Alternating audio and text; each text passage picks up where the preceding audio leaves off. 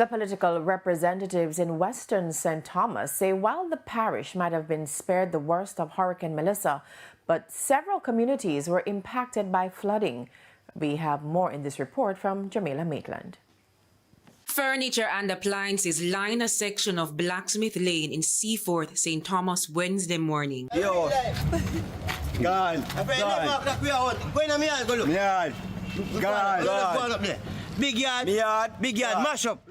Residents were forced to spring into action on Tuesday after the Johnson River overflowed its banks.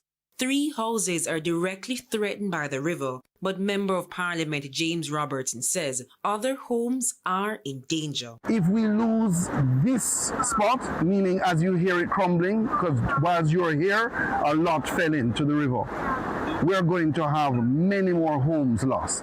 He says the community is not informal. Blacksmith Lane is located off the Seaforth Main Road. It has streetlights and proper road network. These residents were never living on a riverbank. They were in stable areas, and we now need massive river training. Residents of Danvers Pen in Trinityville also want river training for the Negro River.